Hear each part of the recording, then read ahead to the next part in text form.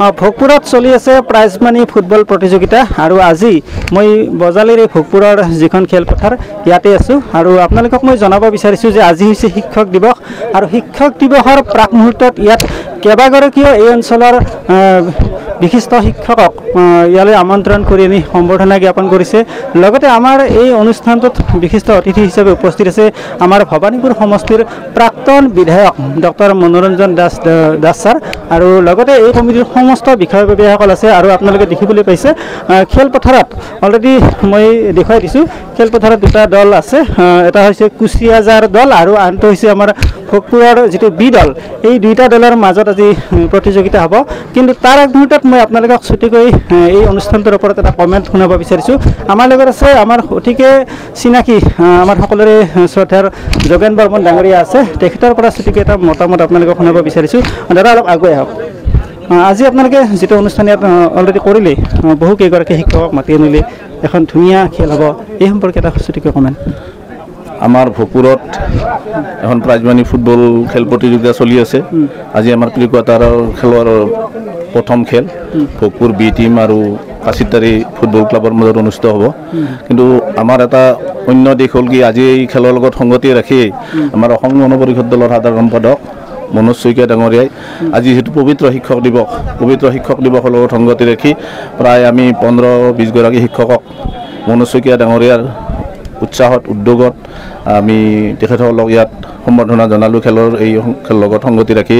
গতিকে আমি আশা ৰাখিছোঁ পবিত্ৰ শিক্ষক দিৱসত আমাৰ যিসকল অৱসৰপ্ৰাপ্ত শিক্ষক তেখেতসকলৰ দীৰ্ঘায়ু কামনা কৰিছোঁ, তেখেতসকলে সুন্দৰভাৱে চলি থাকক সেই কামনা কৰিছোঁ আৰু তেখেতসকলেও যাতে ভৱিষ্যতেও এনেকুৱা অনুষ্ঠানত সহায় সহযোগিতা আগবঢ়াব পাৰে তাৰ কাৰণেও আশা ৰাখিছোঁ।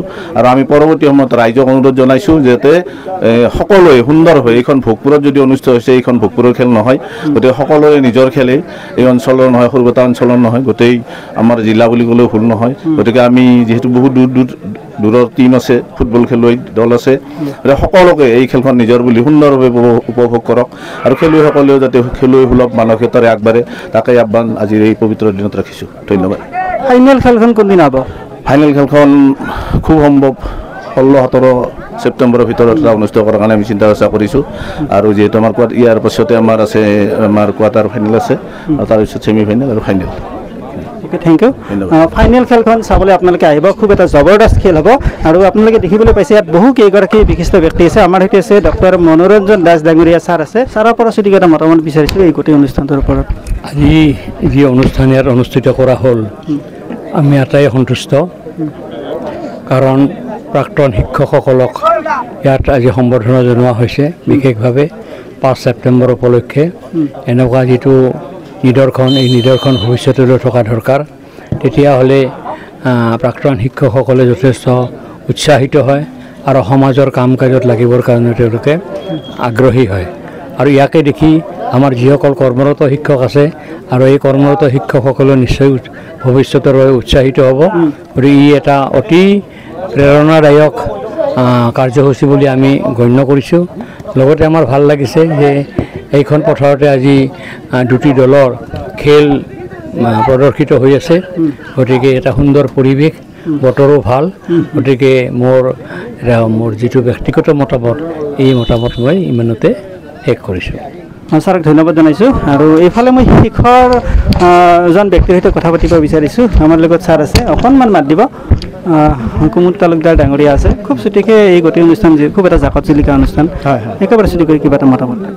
নাই, এই যিটো আমাৰ ভোগপুৰ নৱজ্যোতি ক্লাবৰ যিটো নিৰৱচ্ছিন্ন যিটো খেলাৰ প্ৰতি ধাউতি আৰু খেলাৰ প্ৰতি নৱপ্ৰজন্মক আকৰ্ষিত কৰা এটা উদ্যোগ, এই উদ্যোগৰ বাবে আমি কৃতজ্ঞ।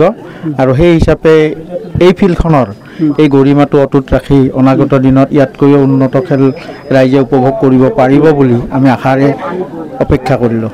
অ'কে, ধন্যবাদ। ভিডিঅ'টো বেছি দীঘলে নকৰোঁ, আপোনালোকক মই জনাব বিচাৰিছোঁ অলৰেডি খেলখন আৰম্ভ হৈছে, আপোনালোকে দেখিবলৈ পাইছে সন্মুখত চলি আছে খেলখন।